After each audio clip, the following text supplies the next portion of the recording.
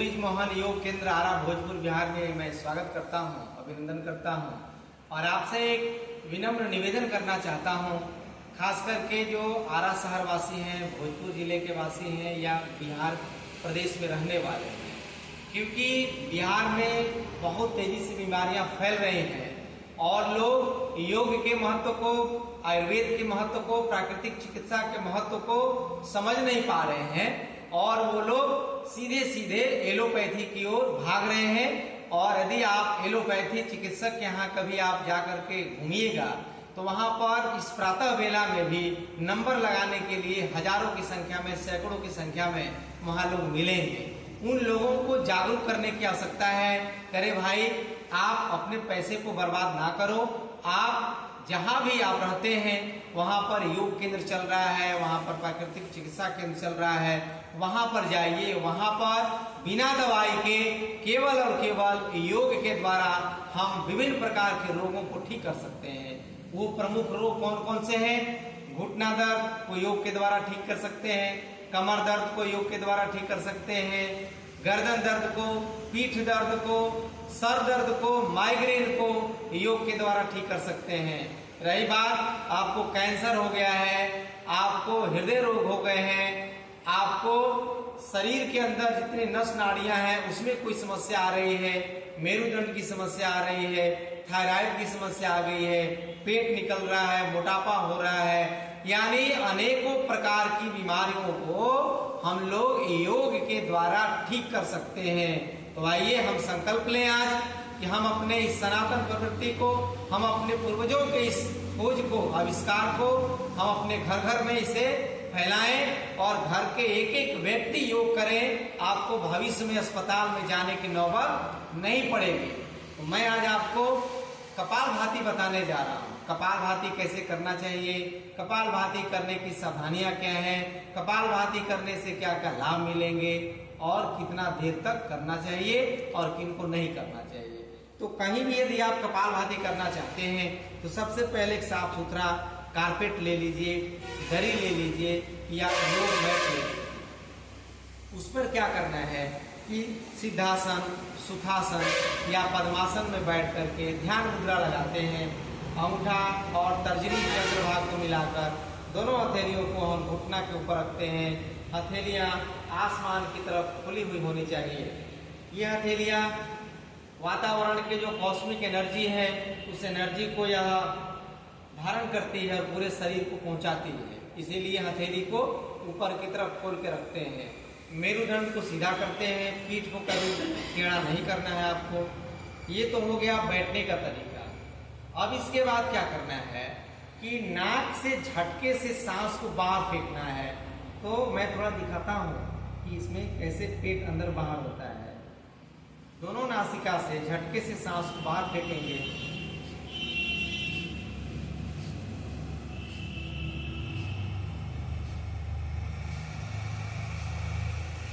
यानी 1 सेकंड में एक बार इस स्ट्रोक को लगाना है।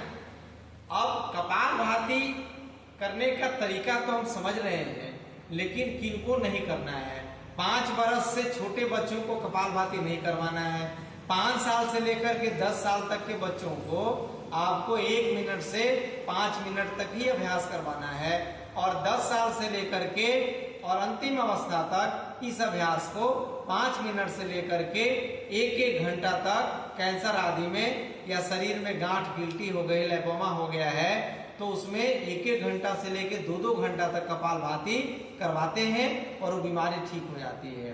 दूसरी बात, सावधानी क्या है? विशेष करके माताओं बहनों को पीरियड्स के दौरान, मासिक धर्म के दौरान कपालभाति नहीं करना है। गर्भावस्था के दौरान कपालभाति नहीं करना है। साथ ही साथ किसी व्यक्ति को कोई ऑपरेशन हुआ है शरीर में तो 6 महीना तक कपालभाति नहीं करना है। और यदि शरीर से कहीं रक्तस्राव हो रहा है, चाहे नाक से आपका नक्सीर हो, चाहे बवासीर हो रहा हो, ब्लीडिंग हो रहा हो, उसमें भी कपालभाति का अभ्यास हम नहीं करते हैं। उससे हमारा क्या होता है कि ब्लड का स्राव, रक्त का स्राव बढ़ जाता है।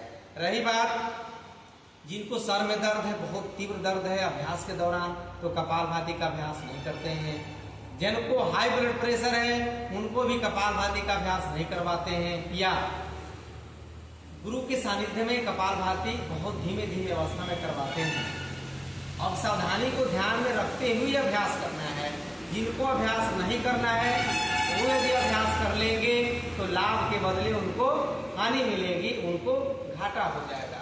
इसलिए घाटे का सौदा नहीं करना है, हमें लाभ का सौदा करना है। अब जब इतनी बातों को आप सुन लिए, समझ लिए, तो आपके मन में एक जिज्ञासा हो रही होगी कि आखिर करने से होगा क्या। तो होगा क्या, लाभ सुन लीजिए। ये उदर है, पेट है, मध्य प्रदेश से है। तो उदर संबंधी समस्याएं, पेट संबंधी सभी प्रकार की समस्याओं को दूर करने की ताकत कपालभाति में है।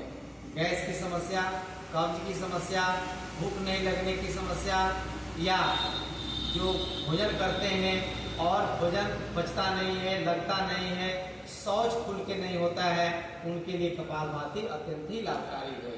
दूसरा, माताओं बहनों को मासिक धर्म की समस्या हो रही है, या मासिक धर्म में बहुत ज्यादा ब्लीडिंग हो रहा है, या मासिक धर्म आने के पहले माताओं बहनों को पेट में बहुत तेज दर्द होता है, उसके लिए भी रामबाण औषधि है।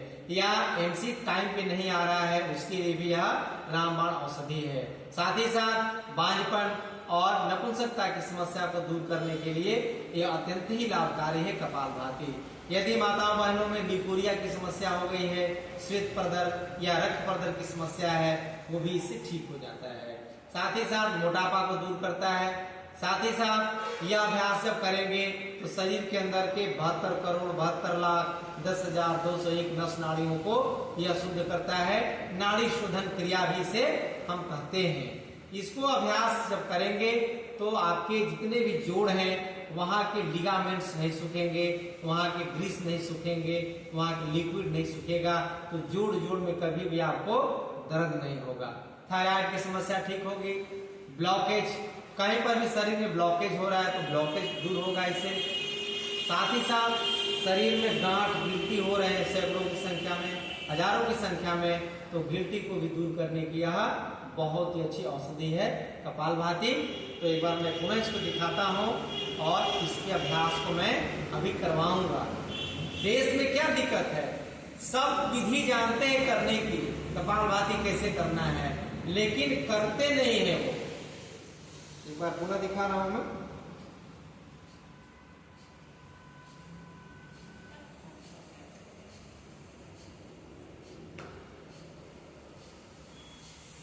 इस अभ्यास को हमें करना है। कपालभाति करने के तरीका, सावधानियां और करने के क्या फायदे होते हैं अभी आपने सुना है। और जब इतना फायदा आप सुन चुके हैं तो उस फायदे को हम क्यों ना ग्रहण करें। तो आइए कपालभाति का अभ्यास करें। रुक रुक के बाबू, 1 सेकंड में एक ही बार। झटके से सांस को फेंकना है, लेना नहीं है। आपको लेने की कोशिश नहीं करनी है, याद रखिएगा। भूल करके भी आपको लेना नहीं है, केवल फेंकना है। देखिए सभी पुराने साधक बहुत तन्मयता के साथ अभ्यास कर रहे हैं। अब इसमें करना क्या है, अब इसके मूल और गूढ़ रहस्य को मैं बता रहा हूं। अब नाम जप करना है। जब तक नाम जप नहीं करिएगा तब तक इसका फायदा आपको नहीं मिलेगा। अब नाम जप क्या करना है, ईश्वर का निज नाम है ओम, ओंकार। तो बार बार आपको ओम ओम का मानसिक जप करना है। जब सांस फेंकिए तो अजपा जप कहते हैं उसको। आवाज नहीं आएगी लेकिन मन ही मन ओम ओम का उच्चारण हो रहा है। यानी रोम रोम से ओम का उच्चारण करते हुए इस ओम तत्व को हमें ग्रहण करना है और हमें ओममय हो जाना है। उठते जागते सोते खाते पीते दौड़ते नाचते पढ़ते हमेशा ओममय होकर, ओम में लिप्त होकर के हमें हर कार्य को करना है। सोते समय ओंकार का उच्चारण, जागते समय ओंकार का उच्चारण, अब ये तो परमात्मा ने कितनी अच्छी प्रक्रियाओं से हमें जोड़ा है कि जब हम डकारते हैं तो ओम का उच्चारण आता है, गाय माता रंभाती है तो ओम का उच्चारण, जब घंटा घंटी बजाते हैं तो ओम का उच्चारण। यानी ओम जो शब्द है अकार, उकार और मकार तीनों का जब एक साथ समावेश करते हैं तो ओम की ध्वनि प्रतिध्वनित होती है, निकलती है, और उसी का हमें नाद करते हुए कपालभाति करना है। अब नाम हो रहा, जाप हो रहा है ओम का, तो ओम का जाप करेंगे तो ये भाव किसको अर्पित हो रहा है? भगवान कृष्ण को। गीता में भगवान श्री कृष्ण ने कहा है, मैं ही शब्दों में मैं ही ओम हूँ, वृक्षों में मैं ही पीपल हूँ, ग्रहों में मैं ही सूर्य हूँ। क्या क्या नहीं उन्होंने उदाहरण दिया है, लगातार करते रहिए। अब नाम जप करते हुए आपको विचार क्या करना है? आपको शुभ विचार, दो तत्व हैं दुनिया में, शुभ और अशुभ, सत्य और असत्य, धर्म और अधर्म, पाप और पुण्य, ऊंचा नीचा, छोटा बड़ा, अंधेरा और प्रकाश, ज्ञान और अज्ञान।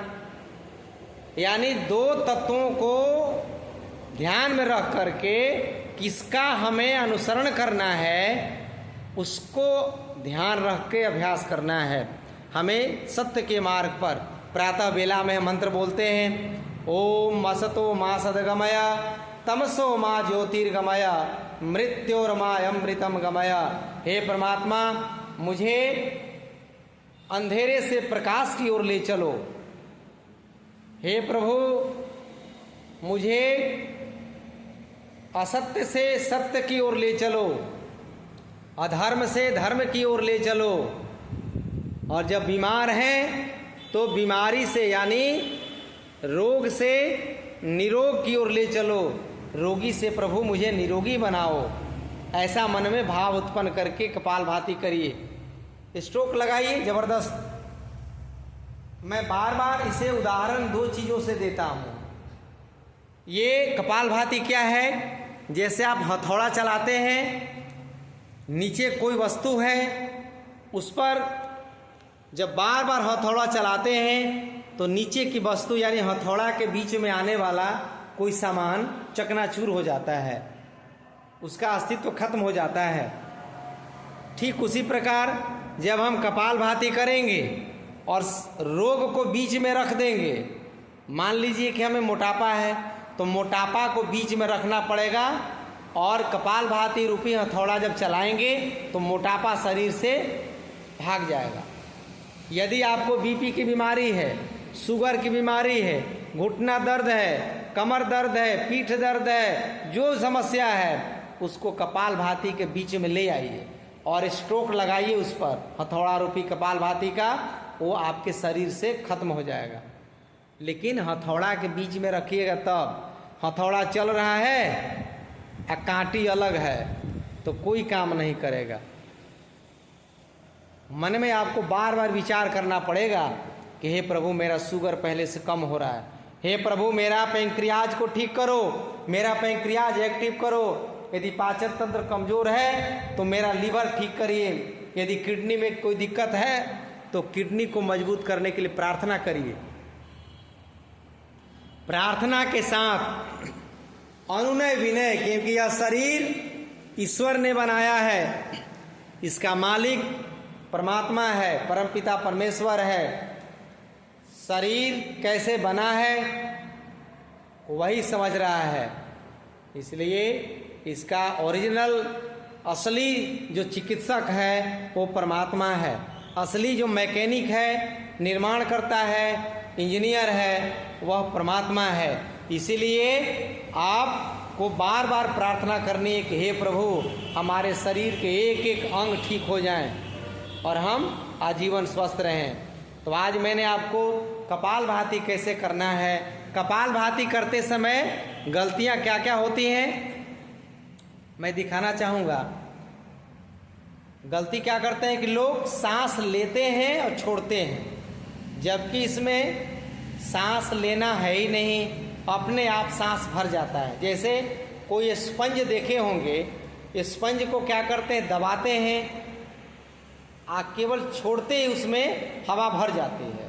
ठीक उसी प्रकार जैसे ही आप सांस को फेंकिएगा, शरीर के अंदर वैक्यूम उत्पन्न होगा, खालीपन उत्पन्न होगा और अचानक अपने आप हवा उसमें भर जाएगी। तो गलती नंबर 1 यहाँ पर होती है। दूसरा, कपालभाति तो करते हैं लेकिन जाप नहीं करते हैं, मन में कुछ सोचते रहते हैं, उल्टी सीधी बातें, घर की बातें, नौकरी चाकरी की बातें, धंधा व्यवसाय की बातें, तो आपको इसका कोई लाभ नहीं मिलेगा। इसलिए आपको शुभ सोचना है, परमात्मा के शरण में कैसे चले जाएं, परमात्मा की कृपा कैसे हमारे ऊपर बरसे, इसके बारे में आपको बार बार विचार उत्पन्न करते हुए कपालभाति करना है।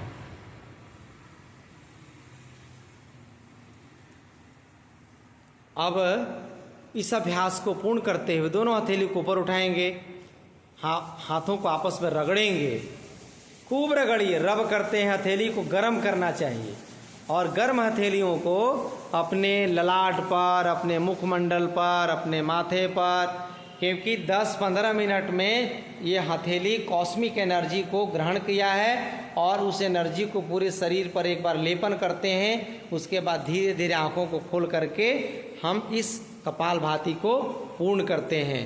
तो एक बार ब्रिज मोहन योग चैनल को सब्सक्राइब, लाइक, कमेंट्स और शेयर जरूर करेंगे। धन्यवाद।